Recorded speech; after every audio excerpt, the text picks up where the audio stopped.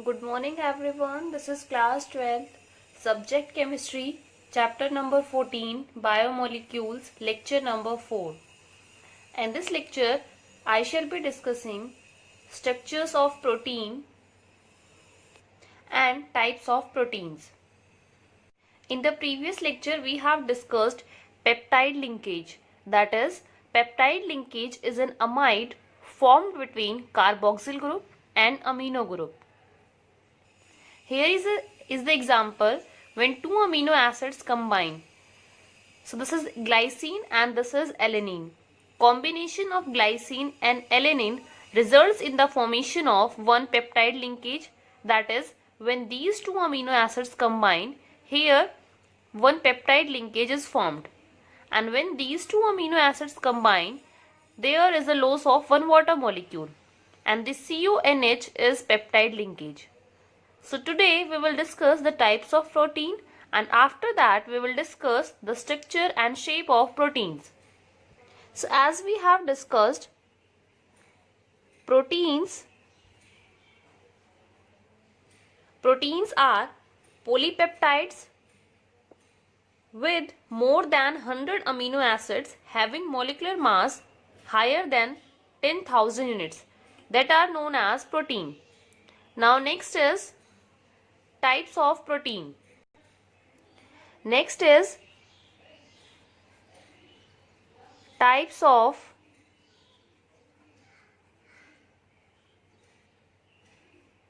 protein.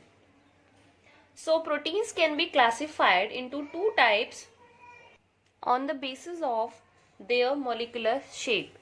So first is fibrous proteins. First is fibrous proteins. As we know that protein is a polypeptide having more than 100 amino acids. So in fibrous proteins, when the polypeptide chains run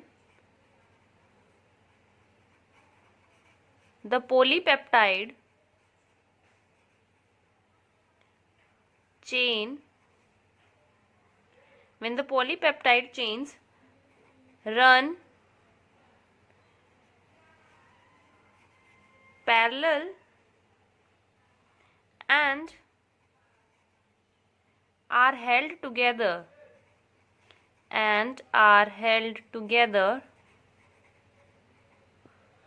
by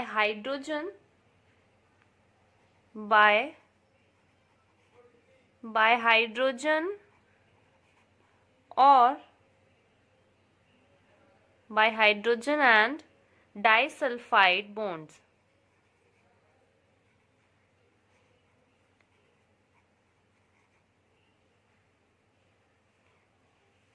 These are known as fibrous proteins. Now when the polypeptide chains run parallel and are held together by hydrogen and disulfide bonds, then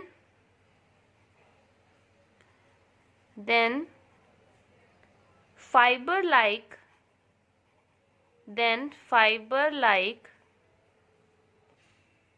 structure is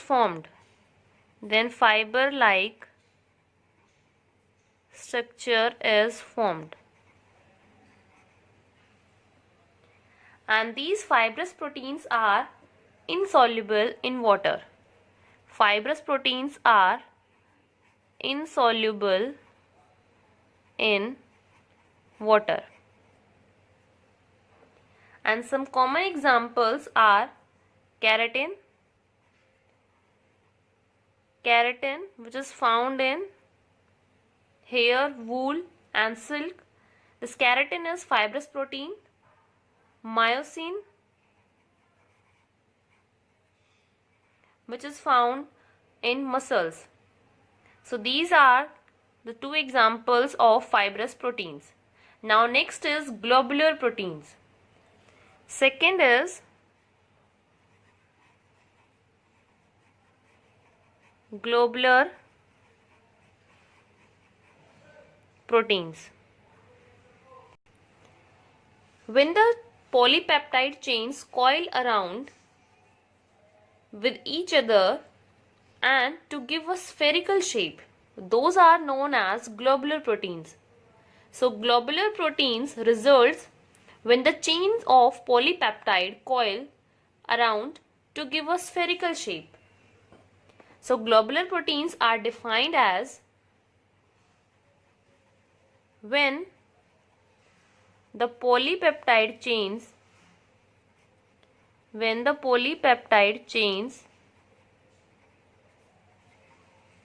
coil around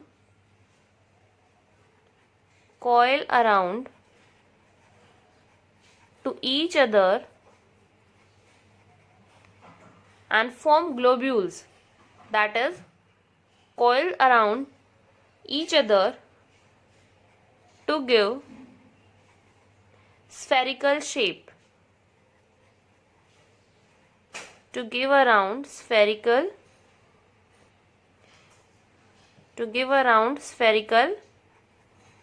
shape. And these globular proteins are soluble in water. These globular proteins are soluble in water. Example of globular proteins is insulin. Insulin is the example of globular protein, and albumin. So these are the two examples of globular proteins. So these are the two types of proteins. Now next is structure and shape of proteins can be studied at 4 different levels, that is primary, secondary, tertiary and quaternary. Each level being more complex than the previous one. So now we will discuss the primary, secondary, tertiary and quaternary structure of proteins. First is primary structure of proteins. Proteins may have one or more polypeptide chains. Each polypeptide in a protein has amino acid linked with each other in a specific sequence, and it is the sequence of amino acid that is said to be the primary structure of that protein. So in primary structure, there is a specific sequence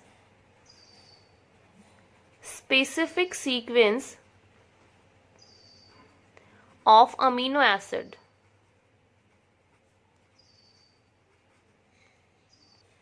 Specific sequence of amino acids, and it is the sequence which is said to be the primary structure of that protein. Any change in this primary structure, that is, if there is any change in the sequence of amino acid, that will create a different protein.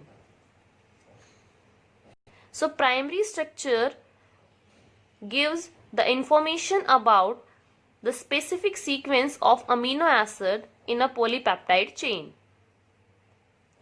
Second is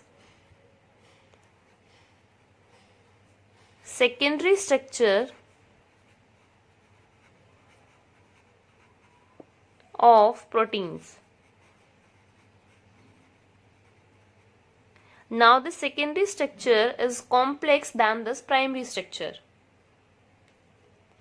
and the second structure of protein refers to the shape in which a long polypeptide chain can exist. So the secondary structure refers to the shape in which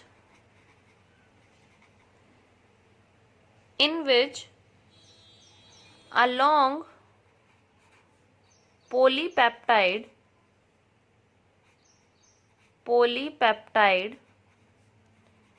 chain can exist. And the secondary structure, they are found to exist into different structures. That is, in secondary structures we have two types, that is alpha helix and beta plated sheet.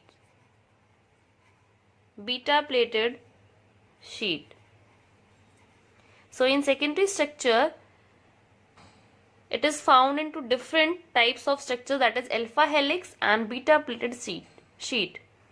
Now what is alpha helix? Alpha helix is one of the most common ways in which a polypeptide chain forms all possible hydrogen bonds by twisting into a right-handed screw with the NH group of each amino acid residue hydrogen bonded to the carbonyl of an adjacent turn of the helix.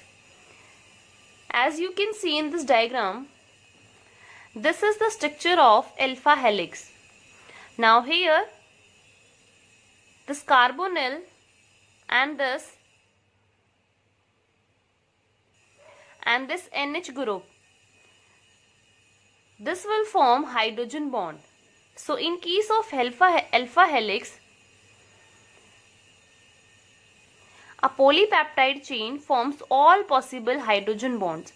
So here you can see the hydrogen bond between this carbonyl and this NH. Similarly, here is also the hydrogen bond is formed between this NH and this carbonyl. Similarly, here also the hydrogen bond between this carbonyl and this NH.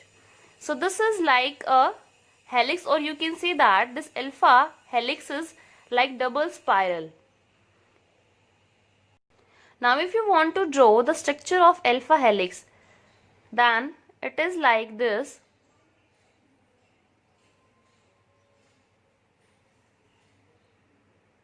This is the structure of alpha. It is like double layer, or you can say double spiral. And in alpha helix, these are polypeptide chains. So in alpha helix, polypeptide chains form all possible hydrogen bond by twisting into a right-handed screw like helix, with the NH group of each amino acid hydrogen bonded to the carbonyl group of an adjacent turn. So this is how alpha helix look like. Now second is beta plated sheet. In case of beta plated sheet, all peptide chains are stretched out to a nearly maximum extension and then laid side by side, which are held together by intermolecular hydrogen bonds. And the structure resembles the plated folds of drapery and therefore is known as plated sheet. So you can see that in beta plated sheet, amino acids folds just like plates of sari. This is the beta plated structure of protein. Here this is one peptide chain, this is second, and this is third. Now you can see that these peptide chains fold over each other like the plates of a sari. So this is the beta plated sheet structure of proteins, and this is more complex than the primary structure. So secondary structure of protein is more complex than the primary structure, and in secondary structure there are two types, alpha helix and beta plated sheet. So this alpha helix and beta plated structures arises due to the regular folding of the backbone of the polypeptide chain due to hydrogen bonding between the carboxyl and the NH group of the peptide bond. Now third is tertiary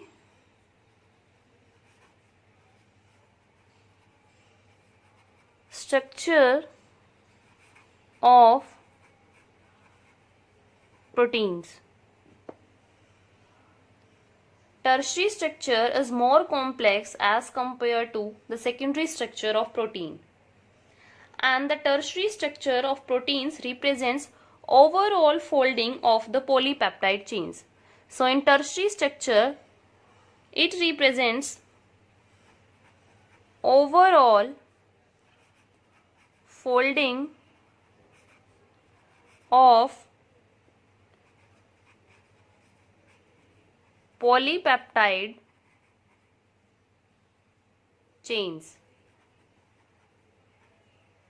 That is further folding of the secondary structure, and this tertiary structure gives rise to two major molecular shapes, that is fibrous and globular.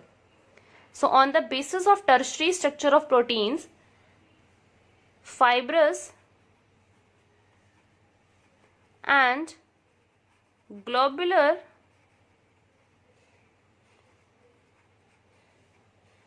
proteins shapes were fibrous and globular protein shapes are discussed.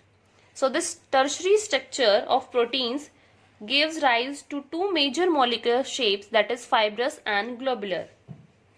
And the main forces which stabilize the secondary and tertiary structure of proteins are, so the secondary and tertiary structure of proteins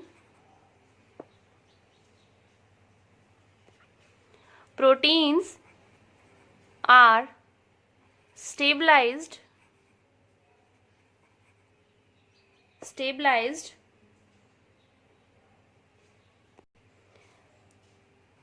by hydrogen bonds, disulfide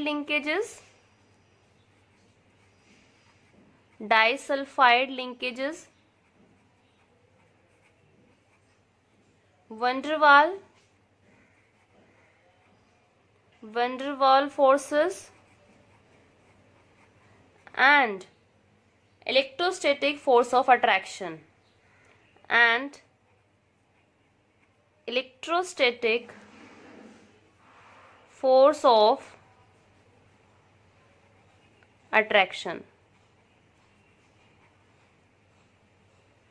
So secondary and tertiary structure of proteins are stabilized through hydrogen bonds, disulfide linkages, van der Waal forces, and electrostatic force of attraction. Fourth is quaternary structure of proteins. Fourth is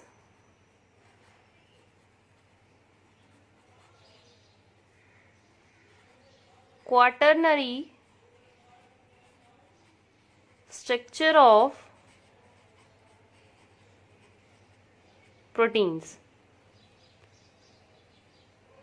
Now here in quaternary structure of proteins, some of the proteins are composed of two or more polypeptide chains. So proteins are composed of two or more polypeptide chains, and these polypeptide chains are referred to as subunits. And the 3D structure, or you can say that the spatial arrangement of these subunits with respect to each other is known as quaternary structure of protein. And quaternary structure is one of the most complex structure of protein. So in quaternary structure, protein is composed of proteins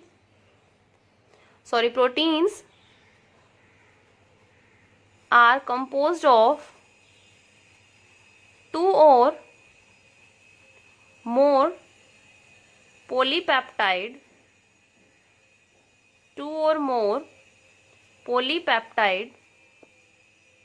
chains,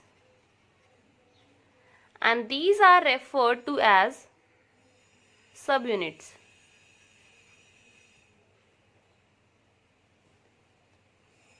And the spatial arrangement, that is the three-dimensional arrangement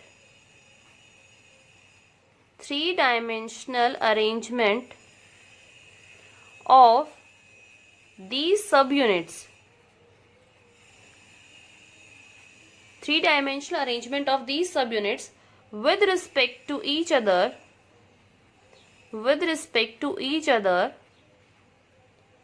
is known as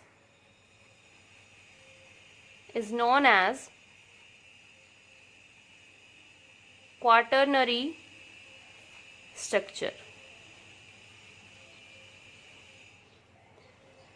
So in primary structure of amines there is a, so here is the diagrammatic representation of all these four structures in the given figure, where each colored ball represents an amino acid. So this is the primary structure of protein. In primary structure there is a specific sequence of amino acid. Now this is the second structure of protein, in which there is a helix. So this is like helix, or you can say this is a spiral. So this is the second structure, and this is the tertiary structure. Tertiary structure is basically folding of primary and secondary. So here this is the tertiary structure, and this is the quaternary structure of protein. So in quaternary structure of proteins composed of two or more peptide chains, that is known as subunits, and the 3D arrangement of these is known as quaternary structure. So in the form of balls we can represent primary structure, this is the secondary structure, tertiary structure, and quaternary structure. So these are the four structures of protein. Protein found in a biological system with a unique three-dimensional structure and biological activity, that is called a native protein.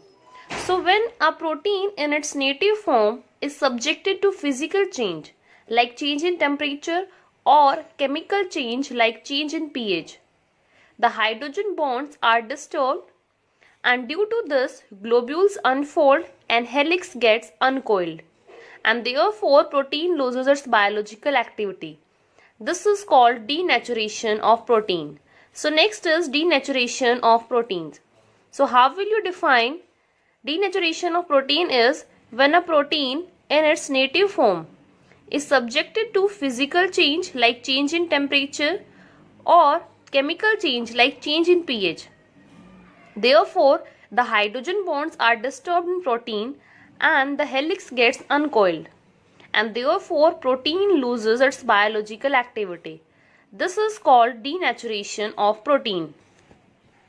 So when proteins, that is native protein, is subjected to physical change like change in temperature or chemical change like change in pH, therefore hydrogen bonds are disturbed, globules unfold, and helix gets uncoiled, and therefore protein loses its biological activity. This is called denaturation of proteins. And during denaturation, secondary and tertiary structures of protein are destroyed, but the primary structure of protein remains intact. And here are the examples of denaturation of protein: coagulation of egg and curdling of milk. These are the two examples of denaturation of protein. So this is all about the structure and types of protein.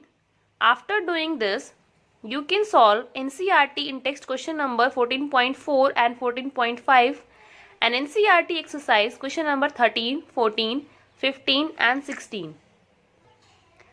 Thank you. Please like and subscribe this channel.